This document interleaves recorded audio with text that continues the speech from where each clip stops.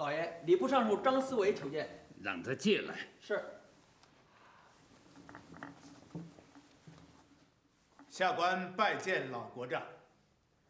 嘿，这王显爵一死，你是渔翁得利呀，没费多大劲儿就坐上了礼部尚书这把交椅呀。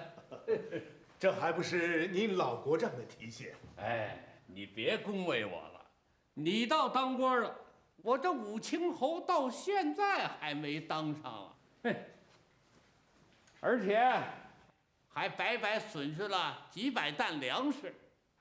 下官不是那种知恩不图报的主，实在是内阁从中阻拦，下官无能为力。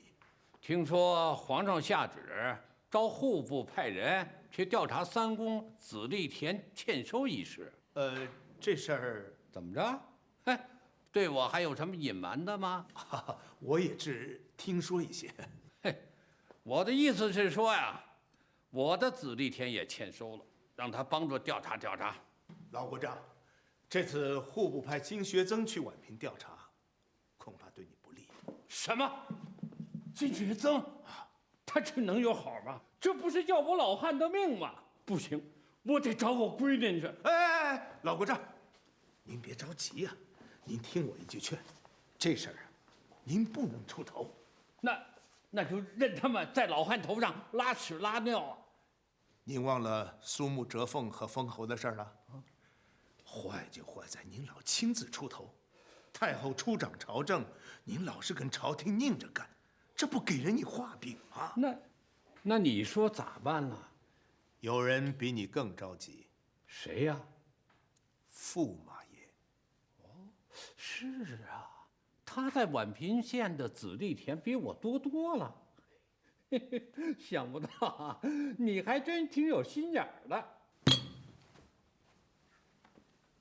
妈的，他张居正不是诚心戳我的心窝子吗？我说驸马爷，咱们先谈谈怎么对付他们。好，好，地大不过天，井深不过海。他不是要查子立田吗？啊，让他查，我就不信他能把天翻到地下。这个张居正可不能等闲视之啊！那苏幕折凤的事情，那就是个例证啊，咱们不该把他看成个软柿子，他可是绵里藏针的。我的武清伯啊，你别一遇到事情就慌慌张张的好不好？哎啊，什么胡椒苏幕折凤，什么又是查子立田，我告诉你，没有你闺女在背后撑腰，他就是有3头6臂，也轮不到他跟咱们这儿较劲儿，知道吗？你就别提我那闺女了，她耳根子太软。咱们还谈谈眼下吧。眼下，我还真不知道他这葫芦里装的是什么药。这样，我亲自到宛平城去一趟，去会会那个金蛐蛐儿。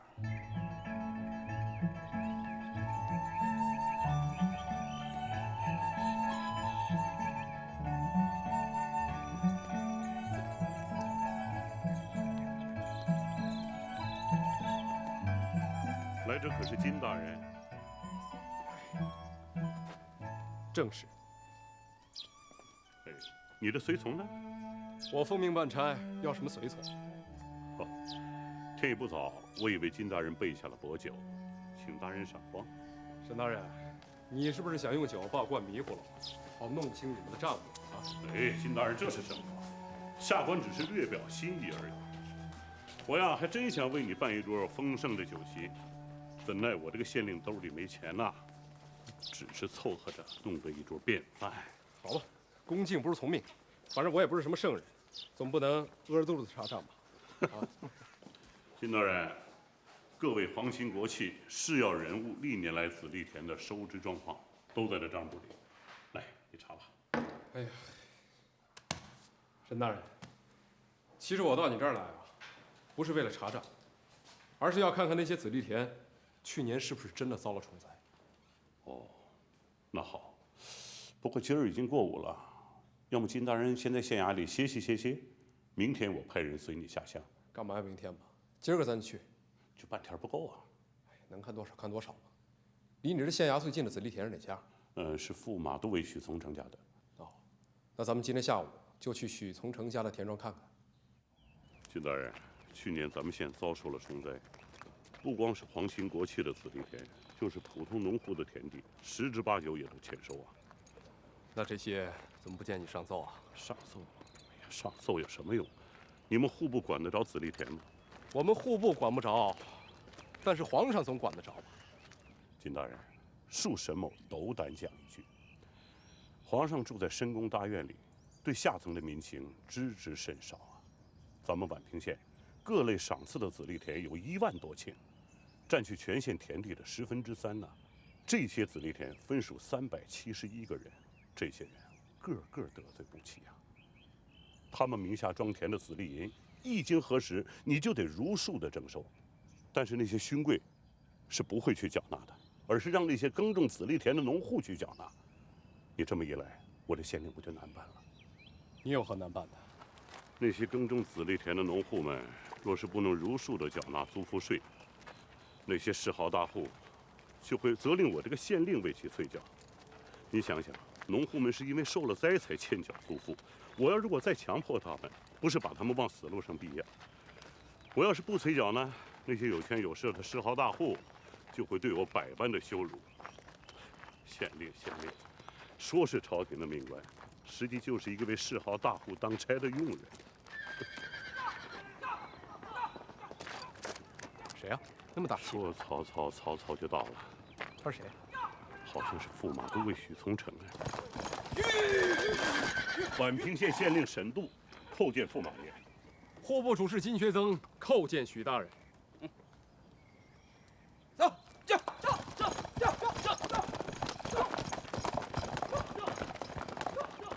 好，牛坏了。看来他是冲你来的。哎，我的妈呀！我一看见他，我这小腿肚子就抽筋儿。老爷，小的将几个欠租的店户叫来了。叩见大老爷！大老爷，去年的租子为什么抗旨不交？回老爷的话，去年年景不好，就上一场虫灾，地里颗粒无收啊。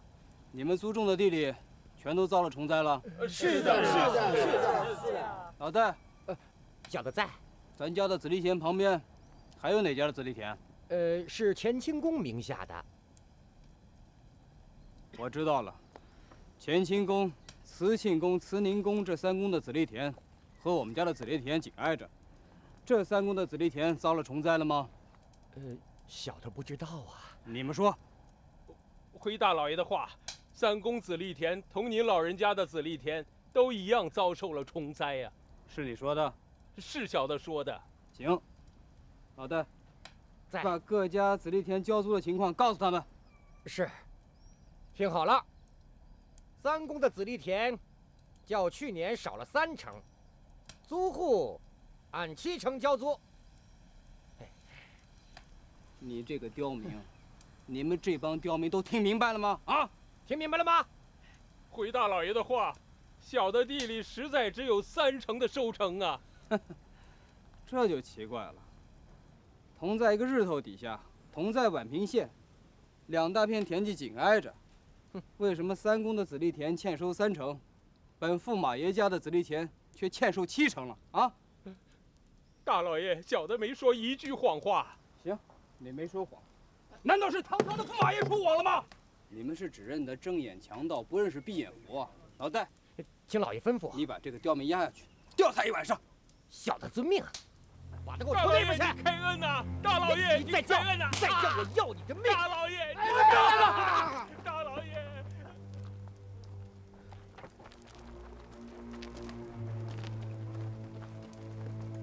你来的正好，那帮刁民我交给你了。他们怎么了？他们抗租。县太爷，我们冤枉啊！冤枉！对呀，冤枉啊！抗租不交，还说自个儿冤枉，成心气我呢！启禀许大人，下官央求您了，把这些佃户放掉吧。放了？为什么？他们没有抗租啊。没抗租。为什么3宫子弟田可以收7成，本驸马爷的子弟田却只收3成啊？其实三公子力田的收入也只有30%，那里的佃户也是按照30%缴纳的租赋。你别蒙我了，我已经打听清楚了，三公子力田的上交租赋，实时收了70%。哎，这也不假。这银子从哪儿冒出来的？徐大人，三公子力田的赋银有一部分是咱县衙东拼西凑临时挪借的。你挪借的？你为什么这么做？历来三公子力田的租赋都是由咱们县衙代收的，下官怕欠付太多，在太后和皇上那儿不好交代，所以才七想办法八打主意。是这样，是，我明白了。老戴，在，你把这些刁民放了，我们找沈大人要银子。是。徐大人，走走走，徐大人，走了。你沈大人能给三公子力田补交岁赋，我这个堂堂的驸马爷也当然不例外了，是不是？这怎么了？啊？你是狗眼看人低是不是？啊？皇上太后你加紧巴结，我这个老驸马爷你就敢得罪了，是不是这意思啊？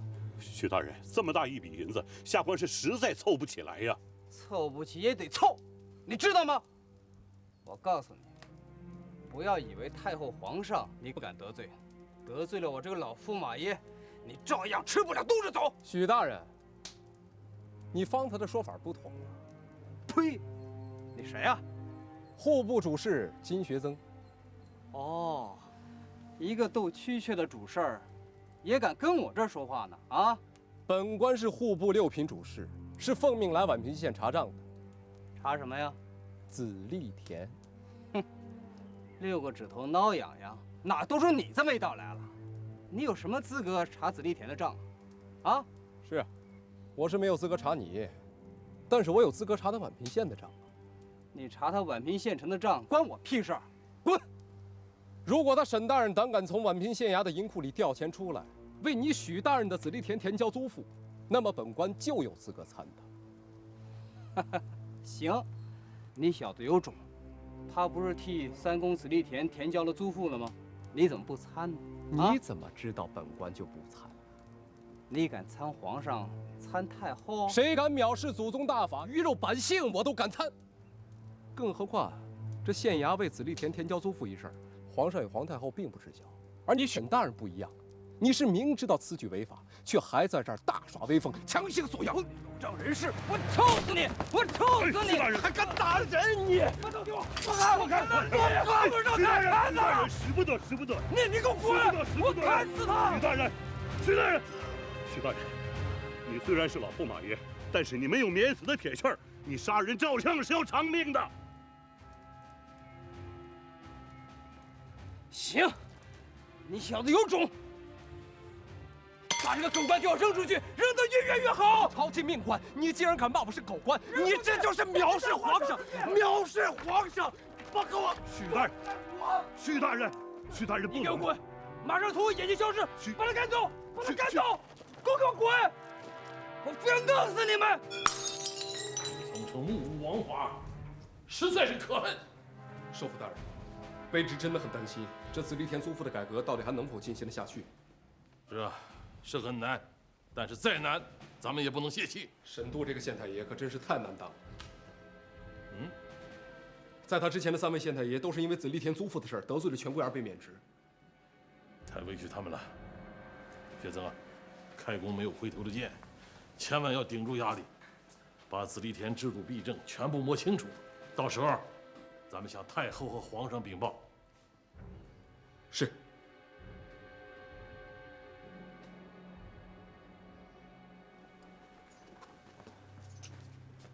谁呀？是奴才。进来吧。是。娘娘。封公公有什么事儿吗？驸马爷让奴才传话说，要求觐见。这个老姑爷又有什么事儿啊？传他去平台吧。是。老姑爷今天说的都是事实。太后，在您面前，我能说假话吗？那个金学曾说了，谁敢违抗国法和祖宗制度，哪怕是皇上和太后，他都敢参。呵，谁给他这么大的胆子？是啊，他哪来那么大胆子？他把我们当成那个碧愣子手上的蛐蛐了，想整死我们。老姑爷，你这话有些言过其实了吧？太后，你真是没见到他那股嚣张劲儿啊！恕我直言，您还是提防着点吧。金学增去调查紫荔田，背后肯定有人支持他了。谁？还能有谁？张居正。满京城的文武百官、老百姓谁不知道？金学增就是他养的一条狗，让他咬谁就咬谁。这事儿吧，我也不能只听你老姑爷的一面之词。赶明儿个，我也去见见那个金学增。太后，你一定要惩治他。太后，今儿个这事儿就谈到这儿吧。太后娘娘，您明儿个还真要见那位金学增啊？我只是说说，平平老姑爷的气儿。哎呀，这几天天气转暖了，你看这老日头暖融融的。托太后娘娘的福，自新皇上登基以来啊，咱大明江山一直是风调雨顺、国泰民安。冯公公，哎，你知道明儿个是什么日子吗？明儿个，哟，明儿是2月2龙抬头的日子。是啊，2月2龙抬头。冯公公，那明儿个应该干什么？哦，京城百姓家趁着花市赏花，小孩们争着放风筝、打饽饽。对呀。那我们女人家明儿个应该做什么？女人家，这样吧，你安排一下，明儿一早我要去大隆福寺进香。奴才遵旨。你叫上张先生，让他一同去。是。前些日子听说有一位姑娘喜欢上了张居正。对，就是他从王九思手上救出来的那位姑娘。哦，那位姑娘叫什么？叫玉娘。玉娘，明儿个让她也去大隆福寺，我想见见她。是。这事儿先不要让张先生知道。奴才明白。春花，春花，春花，秋儿姐，什么事儿把你高兴成这样？内宫马上要有人来传旨意了。什么旨意？传李太后娘娘的旨意。快走！等等我。小姐，小姐，有喜事了。是不是大人来了？不是的。那会有什么喜事儿？大内派张京来传太后娘娘的旨意，他们已经在翠秀阁等你了。公公到此，玉娘有失远迎，万望公公恕罪。玉娘，听旨。传李太后娘娘指令，明日5时宣玉娘来大隆福寺相见。哎，奴婢遵旨，谢过太后娘娘。起来，起来吧。谢公公。姑娘，这么大的喜事，得给点赏钱吧？这，我逗你玩呢，哪能跟小妞妞要赏钱呢？您呢，好好准备准备，难得太后召见，把自己涂抹得漂漂亮亮的，也给太后留个好印象，不是？奴婢听公公的。好好涂抹去吧。走。首府，首府，冯公公派人送信来，明日上午，李太后请您身着便服到大隆福寺陪她进香，并有要事相商。着便服去大隆福寺，这是何意啊？冯公公提醒，许从成就金学增调查紫荔田一事，今天在太后面前告了刁状。好啊，倒打一耙。知道了。等一等，你派人去通知金学增，让他明天上午也去大隆福寺。可李太后并没有说要召见他，所以啊，得想法让他去的巧妙一点。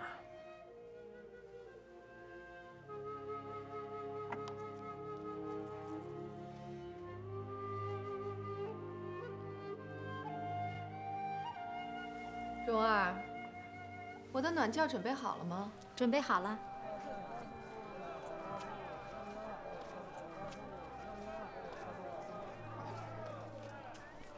哎，张先生。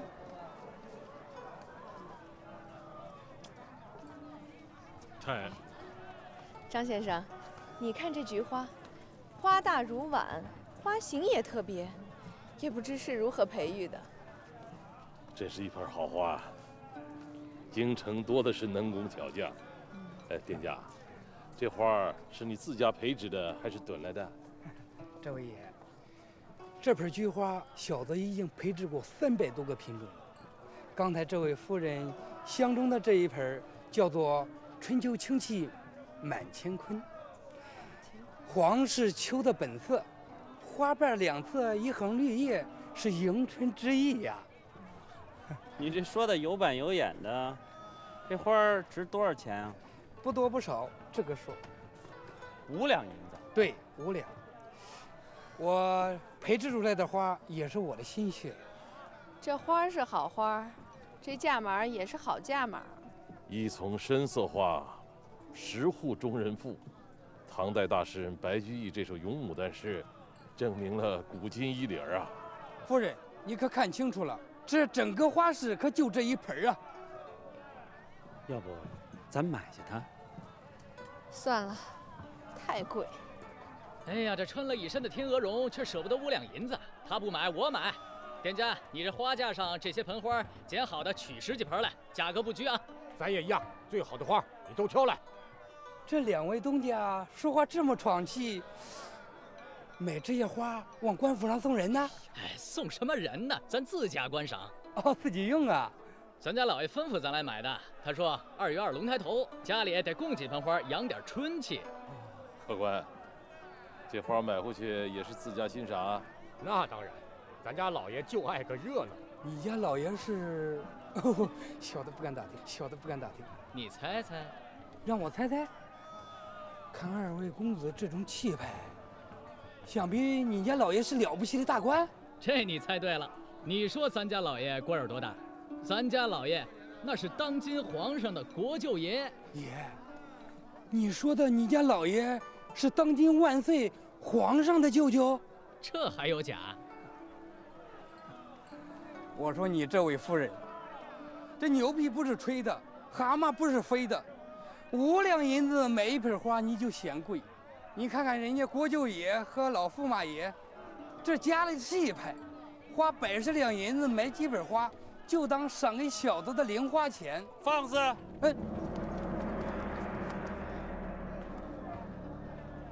哎，这小本生意人哪个不是在钱眼里翻跟头的？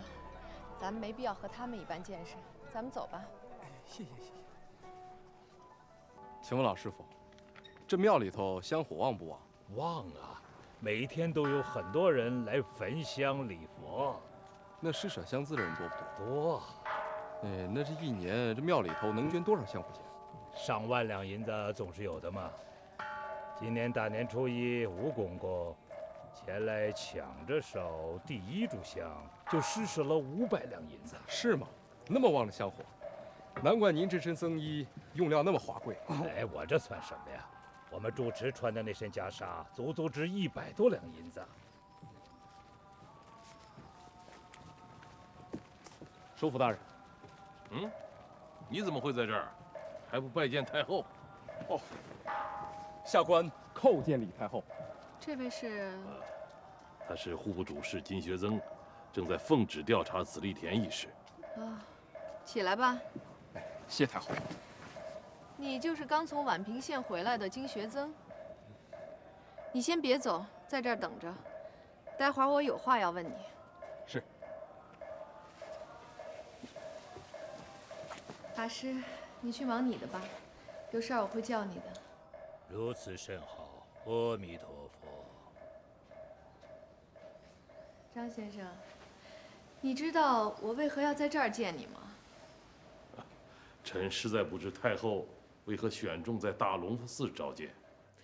我知道你们俩都会感到奇怪，这大隆福寺与我可有一段不寻常的缘分。说起来也是10多年前的事儿了。你多大了？16。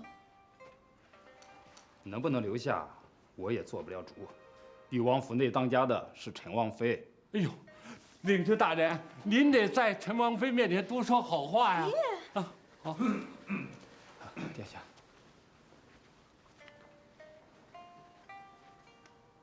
你叫什么名儿？李彩凤。彩凤。好听。好名儿。殿下，他是从山西逃难来的，想来裕王府讨口饭吃。哦。你谁啊？我是他爹。留下，留下。告诉陈王妃，把她放到我这书房做使唤丫头。我当上丫鬟以后，被誉王看上了。誉王抓着我的手说：“彩凤，你放心，我不会亏待你的。明天我就晋升你为都人。”幸亏陈太后，也就是当时的裕王妃宽容，我才在宫里待下来了。如今裕王升你为都人，真是要恭喜你了。可你呀，也别小看这小小的裕王府，后宫里也是勾心斗角的。你从一个低贱的婢女升为都人，多少人妒忌你啊！妹子，你可不得不防啊！多谢姐姐提醒。你也知道，裕王是太子，嘉靖皇帝爷又只有这么一个儿子。如果不出意外，裕王迟早是要接替皇位的。那到时候，姐姐就是皇后了。我担心的不是我自己，而是你。我？对，是你。我身子不好，生了一位公主早夭，就再没生养。你要想在后宫站稳脚跟，除了要讨裕王的欢心，更重要的是，你要争取为裕王生一个儿子。多谢姐姐提醒，只是这生孩子的事儿，不是自家做得了主的。说的也是。哎，我听说大隆福寺庙的观音大士殿照壁上有铜钉，那些想生孩子的女人都会在2月2龙抬头那一天去那儿摸铜钉。要不你也去碰碰运气？那天天麻麻亮，天气很冷。我一大早就来到了观音殿。值殿的老尼问我：“你是来干嘛的？”我告诉他我是来求子的。老尼指指殿外的照壁，他让我闭上眼睛走过去。如果能一下子就摸到那钉儿，那再回来祷告观音，今年就一定能怀上喜。殿下，殿下，殿下，殿下，殿下！我做了个梦，我有儿子了。殿下，您真的有儿子了，都人李彩凤为您生下一个儿子呢。啊！殿下，我有儿子了。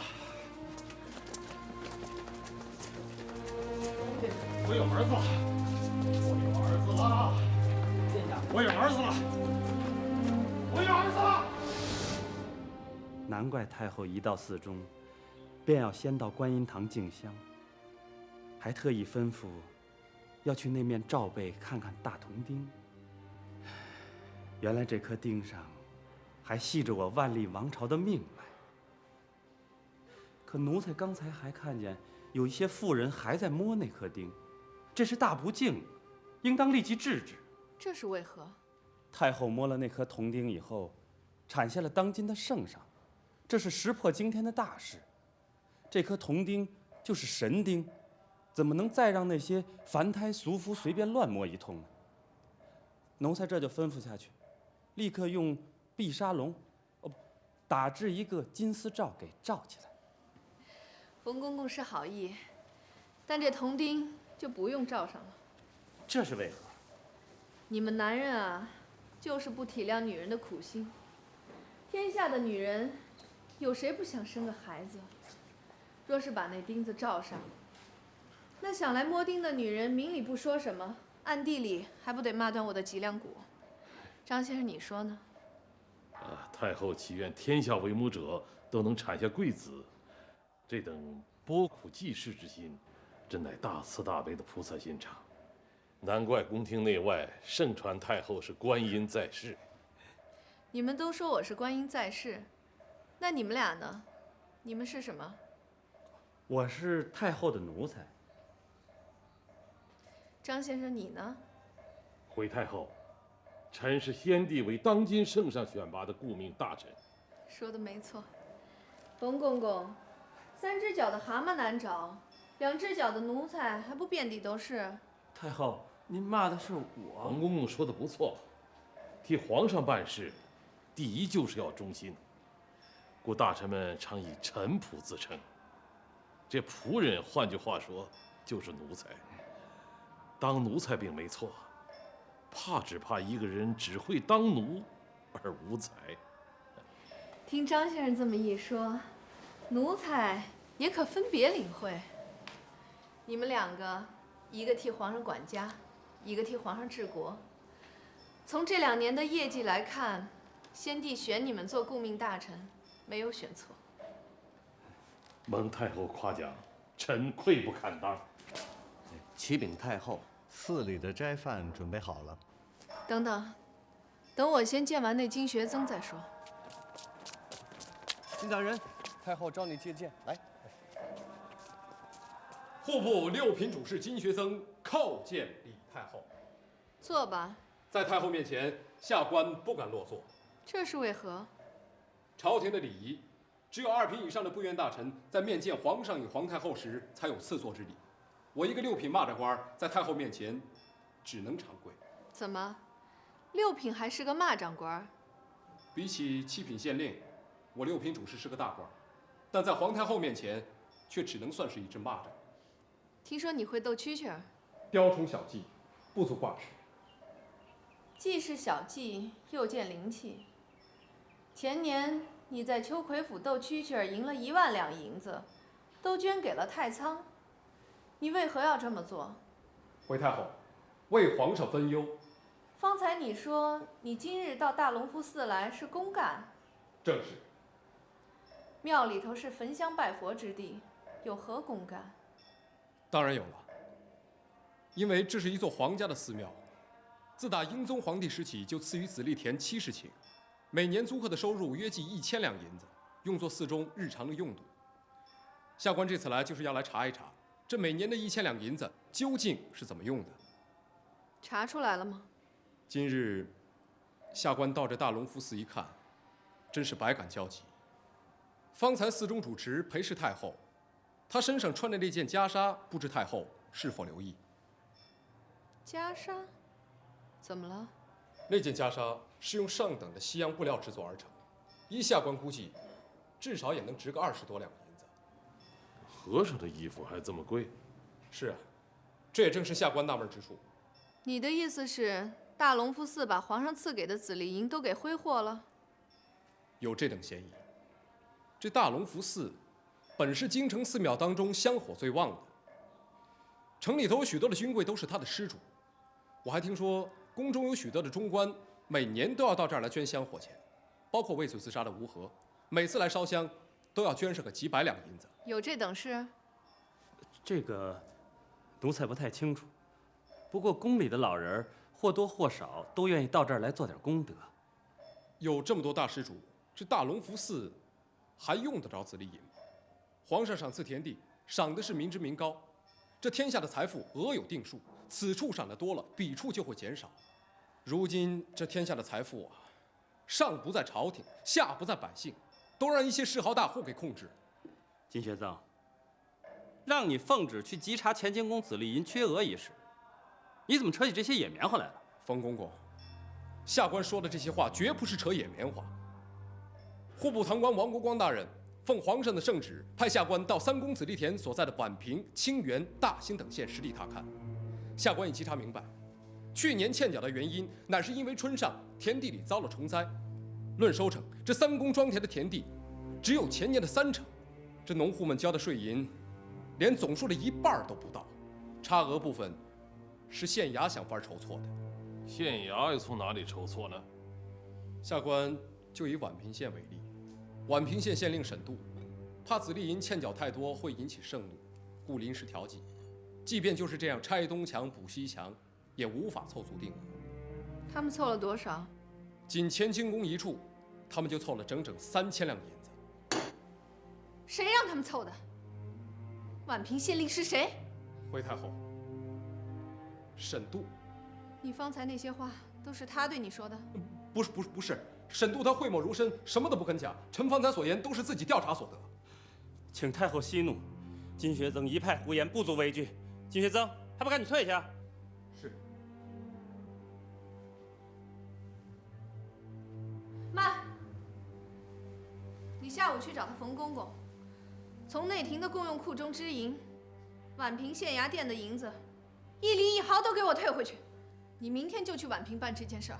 太后，臣只是奉旨办差，只是要说明所调查的实情，并没有要太后退还紫利银的意思。你要我退紫利银，你有这个胆儿吗？你自己还说你是个蚂蚱官。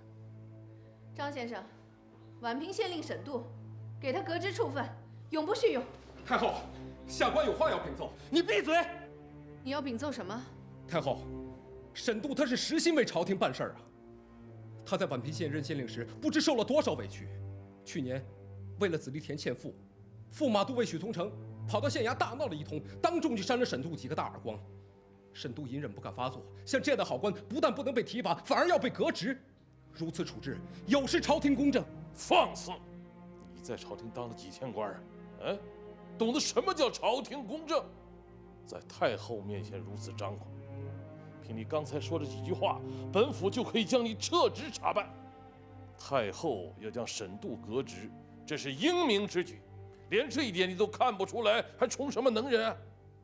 依本府看，将沈度革职的理由至少有3：第一，三公子弟银因天灾而难以收齐，这个沈度居然把学宫银和养马银挪用补贴，这不是陷太后于不义吗？第二，沈度不依法令制宪，唯唯诺诺，委曲求全，挨了驸马都尉许从成的耳光，也不敢上报朝廷。第三，沈度当了4年的宛平县令，对紫利田的种种弊端，应该说是早就了若指掌，可他却不敢为朝政直谏进言。首辅大人的话，你都听进去了吗？首辅的话，下官听了，如醍醐灌顶。经首辅点拨，下官才悟出了太后的英明睿断。你看都什么时候了，玉娘怎么还没出门？我这不是等着呢吗？我以为大内会派人来接她。这个张静光传了个旨，怎么把这么大的事儿给忘了？在哪儿呢？哦，到了，到了。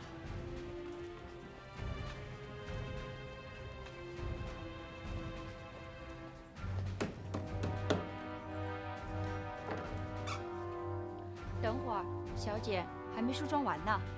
这都晌午了，怎么还没弄完？你们想让太后在那儿等着？小姐来了。对不起，对不起，都怪我。也不能怪你，要怪只能怪张晶没把事儿交代清楚。快点，门口马车等着呢。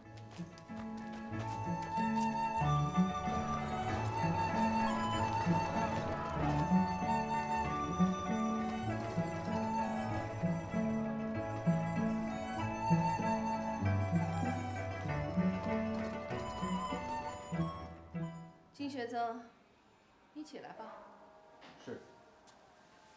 听说你去宛平县调查紫利田，与驸马都尉许从成发生了冲突。正是。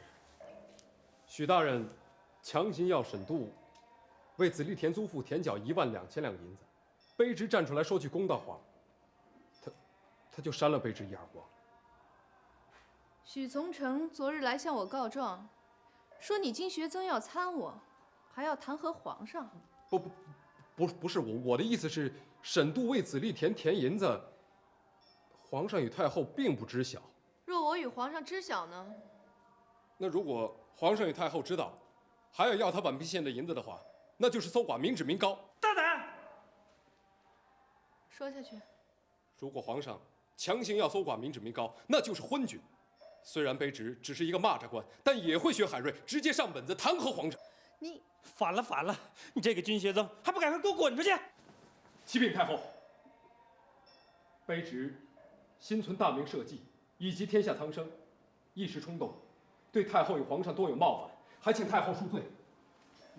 张先生，你曾教导皇上，要多用循吏，少用清流。是的，臣时常提醒皇上。